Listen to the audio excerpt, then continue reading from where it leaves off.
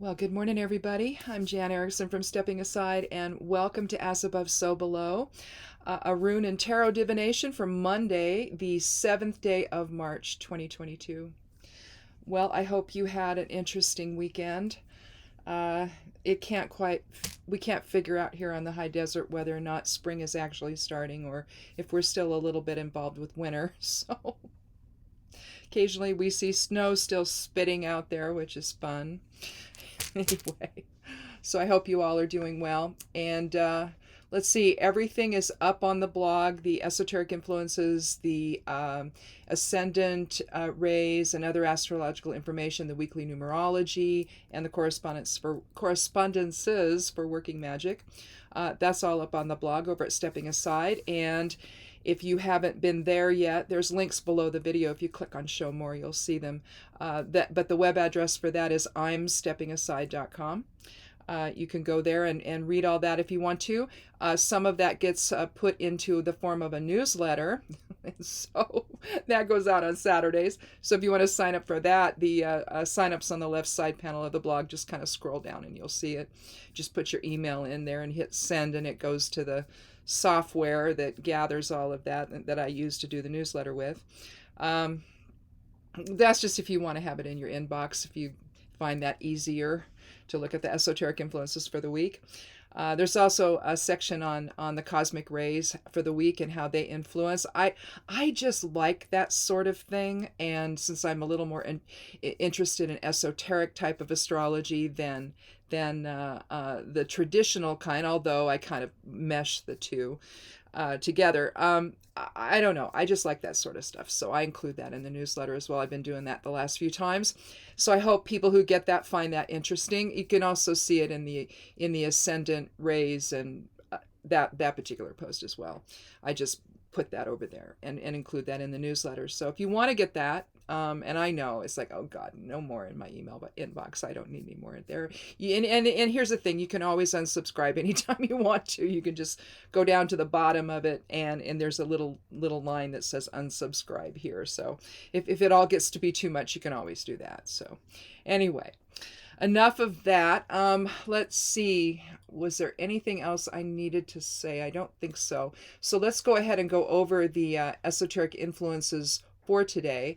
And again, the rune from the Elder Futhark and the geomancy rune in it may or may not be what I end up drawing for this reading. Occasionally it aligns, but usually not. And then the second I say that, then I pull the same doggone thing, anyway. Which I love synchronicities like that, don't you? I just think they're cool. Anyway, with the 7th of March, we have a 7 energy itself for the day. So balance, justice, spirituality, observation, seeking truth, analysis. Let's see, the rune for today from that particular esoteric influences post is Not These, one of the Norn runes. It's the Norn rune of the future. It talks about inner friction, invoking the will within, protection, need. There's a level of an aspect of binding to it. The geomancy rune for today is Poor, which means a little boy or impulsivity or risk. Just think of how little boys just sort of run around and do things maybe without thinking, and so because they're having fun, that's all they're caught up in that, and they don't necessarily see the risk that they're doing. Mom's running after and going, no. I know, I raised 2 boys, so anyway. Let's see. The sun is in Pisces, the moon is in Taurus, and the planetary governance today for work and magic is the moon. Monday governs the moon. So for today, have the inner will to control any impulsivity. Not These, the Norn rune of the future, provides the higher awareness necessary to protect the progress you've made thus far. Don't want to mess it up by, being too scattered or too impulsive. Today's 7 numerology suggests you carefully analyze all factors involved and to step back if necessary to understand the overall picture. The moon in Taurus reinforces the need for stability and routine, and a square between the moon and Saturn suggests that attention to ongoing responsibilities may provide the grounding you need to feel emotionally secure. That's one of the things that when you're feeling, if you've got a lot of poor energy in you where you're just kind of here, there, and everywhere. Same with its complement, Puella, which is the little girl side of things. Sometimes if you just get into something routine oriented, then it grounds you enough to where you can get focused and get things done. And Saturn will help you do that. So it sort of slows things down, and kind of makes you be responsible when maybe you don't feel like it. So anyway, reevaluate your perceptions to remove any negativity that can lead to self-oppression. If a situation will benefit you by taking a subordinate role, then by all means do so. You'll benefit in the long run by a pragmatic approach. There's that Saturn energy again, that doesn't devolve into an unrealistic focus on limitation or doubt that governs your decisions. We can get drawn down by the ego, and we don't want to do that. We want to stay up in higher self-awareness so that doesn't happen. So let's get rid of that. Let me have a little drink of tea here, and we'll draw a rune and talk about that a little bit, and then we'll throw down the 4 elemental geomancy runes to figure out what our geomancy rune is for the day.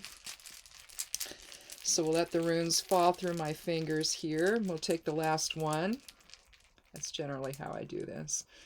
I'm not someone who selects runes necessarily for things. I just sort of set my intention, like if I'm going to do a bind rune or something, then I'll set the intention and I'll just start drawing runes. And the way I see this is Spirit comes in and says, and guides my hand there, basically, or guides the runes, I should say, really not my hand, but the runes, to give me what I need for that purpose, really. But today the rune is Othala. Now, Othala is the 24th rune, the last rune of the Elder Futhark, and it's thought to be, realistically, you're looking at Kenaz in all directions here, or the light of spirit, either turned inward. On the top part, you see Ingus there, and you see Kenaz in all directions, basically. And then down below, if you cover this part, you see Gebo, which is the same. But with Ingus, it's the light of spirit expressed inward. And so it's that soul energy driving you forward. And then down below with Kenaz, with the X, that looks like an X, Gebo does.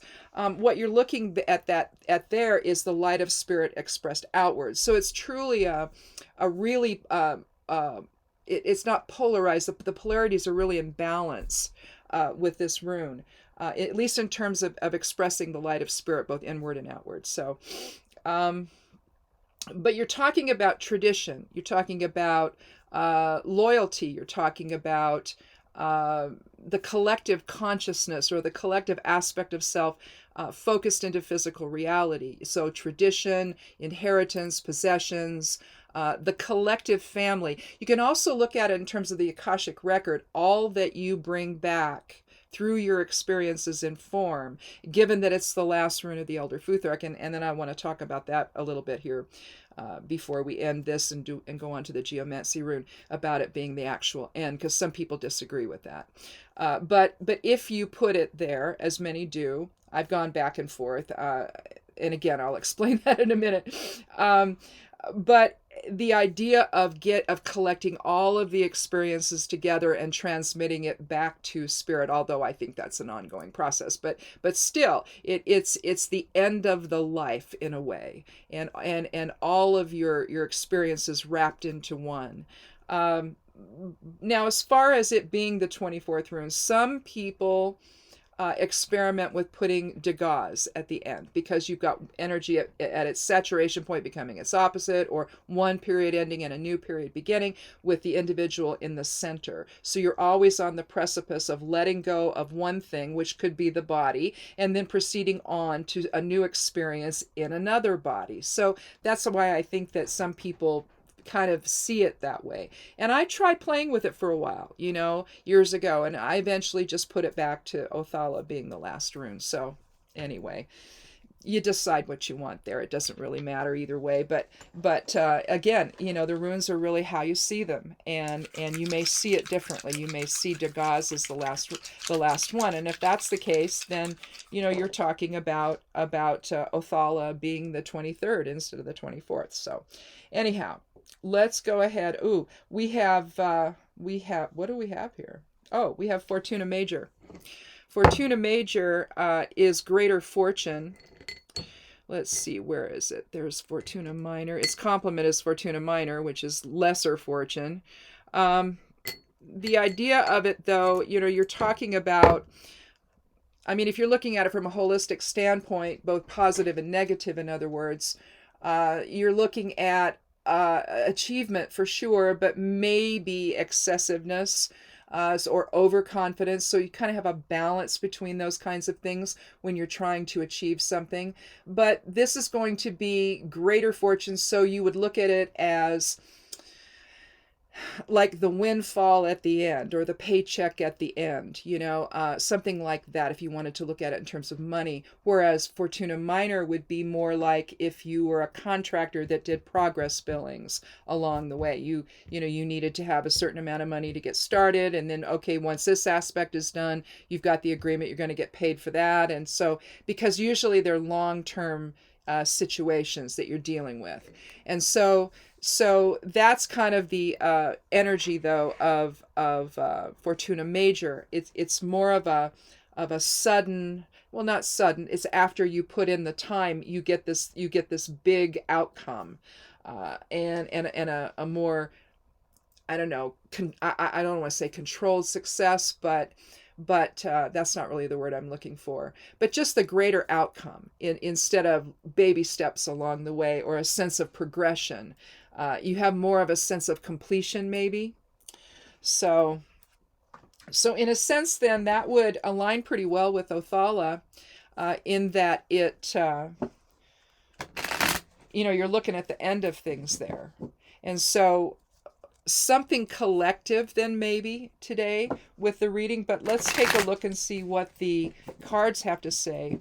But maybe something's going to come to conclusion for you today, and you're going to reap the benefits of it. That might be another way of looking at it. So, but let's go ahead and shuffle a little bit more. I shuffled before I got started. Otherwise, I'm going to sit here for 5 minutes shuffling, and you don't need to see that. That's just, you'll be like, God, just get on with it, Anyway, let's take our first 3 cards. If we need more, we'll take them. Well, we've got 2 cards of the Major Arcana and 1 from Cups. We have the Sun and the Emperor, and then the 4 of Cups. The 4s are interesting. It gives you a sense of grounding with 4 of Pentacles and foundation. With the 4 of Swords, then you're going to be bringing your thoughts to rest. So again, it's a Saturnian type of a feeling. With Cups, here you've got his back against the tree. You see a lot of defensiveness, a lot of defensive posture here. It's like when you have that feeling of your back is up against the wall, and you can't really see what's being offered to you. If there's compassion or support or what have you, you can't really see that that's being offered to you. Let's see. My wrist is bothering me today. I was doing a lot of writing, a lot of typing on the keyboard. I'm working on another book, so I'm doing that and plus all of the writing I do for the blog. So I've just been doing a lot, and my wrist is hurting. So I can't keep the card up straight very well today. But anyhow, you see three cups on the ground, and one's being offered from a hand coming out from a cloud. Now the idea, you'll see the hand reaching out from the cloud in all of the aces in the Rider-Waite tarot. That's what you'll see there. So there's this element of coming from maybe the unknown, or in this case with him, I think it's that he's just not paying attention. So it may in fact be, somebody he knows that's offering support or offering compassion, but he's not. He's too defensive at this moment, and he can't really see it. So if he can even see the 3 chalices on the ground, the 3 cups on the ground, it's anyone's guess. He could just be too wrapped up in his own emotion, too focused on that. And so in a sense, I feel there's a strong sense of ego in this card. Now, the reason I started with that and wanted to say that is because with the Major Arcana cards, you're looking at soul archetype cards. And so they're the bigger lessons the soul has to deal with while being in physical form, if you will. So we might want to go ahead at this point and switch them and not start with the Sun. Maybe we'll start with the Emperor. Numerologically, I think it makes sense. I think that actually, you know what? Let's start with the 4. Since I did start with the 4, let's start with the 4. So there's the feeling here today where you're feeling constricted by emotion and you can't really get out of it. You're kind of in this, maybe, for some people it might be a pity party. It just depends on what it really is. Or you've gone through something really emotional and you're feeling like you want to stay closed in and you don't really want to get involved with anybody else. You don't want to talk about it. You just want to process it maybe on your own. That can be another way of looking at this. Now, here's the issue, I think, with the Emperor and the Sun. There's 2 ways to manifest all of that. The Sun is probably going to be aligning as well, I would say, with Fortuna Major, but we'll get to that. Let's start with the Emperor. Now, the Emperor, if you look very, very closely, I don't have my magnifying glass in here. I left it out in the living room. But what you have here with the Emperor is a man in authority. You see there's a lot of Aries energy here. You see the rams. Aries represents the rams. Again, a 4 energy, which aligns with the 4. And in a sense, he's trying to be very steadfast. He's trying to be in the 4 of Cups. He's trying to be very steadfast. He's trying to maybe discover his own truth about things. But there's a sense of, even though there's a sense of having a self level of authority, an inner authority here with the 4 maybe, and like with the Emperor, there's also a sense of trying to control things too much. And that's the problem I see with him crossing his arms and legs. And it's almost like he's choosing to remain stuck in the emotion of it all, which could indicate Emperor energy. You see what I mean by that? But in the end, for there to be any kind of real understanding or work through the process in a way that gets you to a better place, maybe, to where you're not so stuck in perception or not so stuck in emotions, the Sun comes in. You see its rays extending out. You see the child on the white unicorn, symbolizing purity and newness. The Sun means vitality. Maybe I can hold it better with my left hand today. The Sun represents vitality. It represents the invocation of will. It's success. Again, aligning well with Fortuna Major here. I keep wanting to say minor.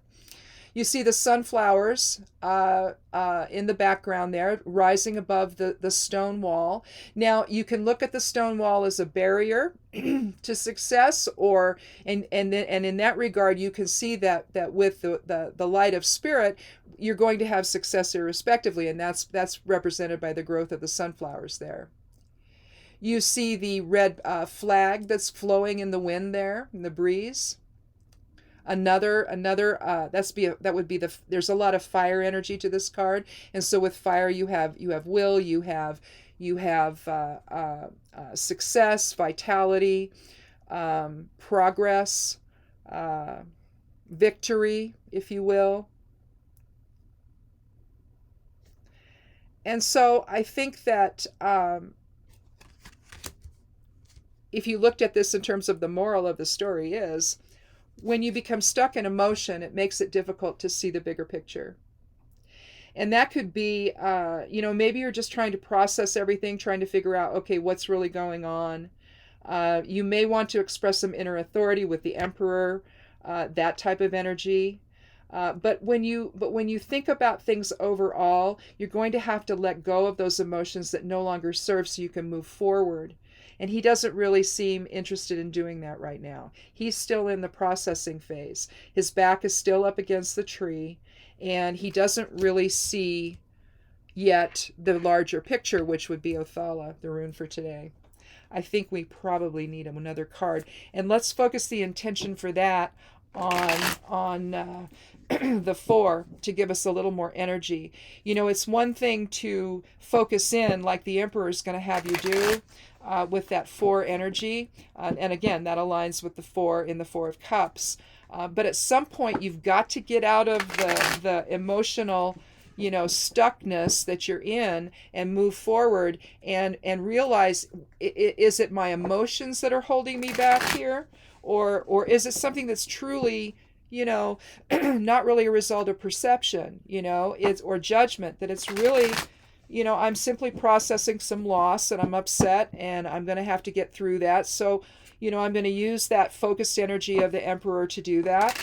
And when I'm ready, then I'm going to move on and I'm going to express the Sun and come back out into the rest of the world. And in a sense, the Sun also represents Othala, you know, that sort of the sort of end of the end of the moment where, excuse me, the end of feeling stuck in those emotions, you know, where emotion is really taking over. And now I'm ready to go ahead and embrace the light again. I can see beyond what I was feeling. I can put things in perspective. Putting things in perspective is another aspect of the 4, and that would take the Emperor energy perhaps to do that, especially if your emotions are all over the place. But let's go ahead and we'll take the 13th card and we'll see if we can get some more information about what's going on with the 4 of Cups.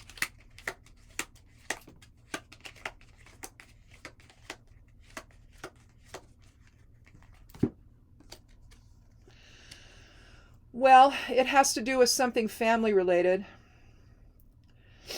But there's also a sense of again, putting things into perspective. You see all 10 cups is the 10 of Cups. The 10 cups all embodied in that, presented in that rainbow. You know, very similar to the sunflowers there behind the child, in a real sense. And this is actually a positive card. So whatever is happening here, ultimately, there's going to be a positive outcome to it. You see, and this is delineated by a black line. Usually you'll see 2 lines to, you know, with a little bit of space in between. But there's a line of demarcation here. That's how I interpret those lines. They're not in all tarot cards. You don't see it in this card, for example. There's not a sense of that was then, this is now. But here, particularly with Othala, and I think it really aligns well with both Othala and Fortuna Major. Perhaps the family the parents have built their wealth up a little bit, and they're able to buy a home. The kids are happy. The kids are dancing. Mom and dad are happy. So there's a sense of endings here with the 10 and completion and success. Again, aligning well with the Sun. That they've done their due diligence and created the foundation that they need for their family. So whatever concern or worry that this is about likely has to do with something to do with your family situation. But it looks like that through thinking about things and putting things into perspective, you're able to create a better foundation from which to then create success. So think about that for today, I guess. Think about, you know, what's going on in your personal life that you need to think about and really reflect on, especially in terms of your own emotions about it. Emotions tend to drive a whole lot more than intellect does, especially if you're in a reactive state. And what the 4 of Cups is suggesting is try to stay out of the emotional reaction of it. Acknowledge your emotions, respect them because they matter. It could be giving you insight into something that you might not be thinking about. Sometimes your head gets going in one direction and it all looks good, but then, you know, there's something that's making you pause and saying, well, maybe I need to really think about this from an emotional standpoint. I'm not feeling right about it. So maybe you make some adjustments today in that or over the next few days, if this resonates for you this way. and use the Emperor energy to figure out what really matters in life, and to take command of the situation, so that you can derive some success out of it. And I think realistically, both the both the Sun card and the Ten of Cups really align well together.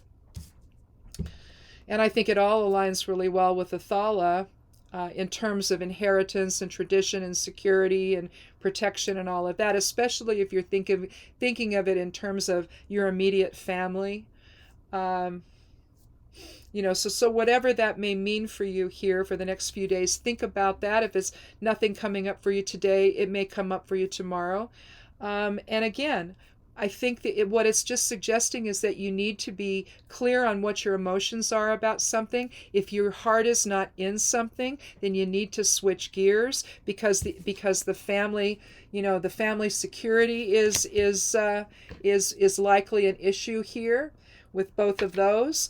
And so realistically, well, I guess be realistic in what and how you assess things with the Emperor. Allow for the creativity to flow towards success, but in a way that makes you feel comfortable. If you're doing something in other words, on paper it might look good, but you're not feeling it emotionally. And if you're not, you've got to be able to do that. All of the intellect and emotions have to be in alignment here. Because if you're feeling fearful at all, then it's going to impact how you manifest whatever it is you're trying to do. And so emotions can get in the way of that. So it could be alerting you to something that you've missed. And so I would definitely listen to your emotions here for the next few days about things.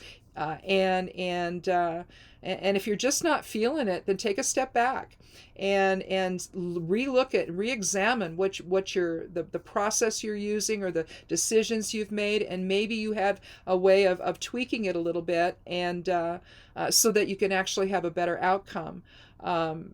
With the Ten of Cups, it seems like there's an emotional level of security that's involved in this foundational type of 4 energy with both the Four of Cups and the Emperor. So, you've got to be happy with the potential outcome. It's got, and it tells me with the Ten of Cups here that it's got to be something that serves your family as well. So success is great, but if it's at the expense of others, maybe not so great. So maybe there's a way to have both. So anyhow, that's all I got. I think we don't need another card, but so just give it some thought, and if it resonates, great. If it doesn't, it may resonate in a few days, and come back on Thursday for another edition of As Above, So Below. Click subscribe if you haven't. I'd love you to do that, and come back and join our little tarot and rune family here. It's just nice to look at the influences that maybe we hadn't thought about before in terms of issues that we're dealing with in our everyday life. We get caught up, and we can't always see other factors that actually might open the door to something else for us, or to open the door to a better outcome, maybe is the better way to say it. But anyway, thanks for watching. Thanks for coming by, and have a good week. And we'll talk again Thursday. Be good to yourself. Be good to one another. And blessed be.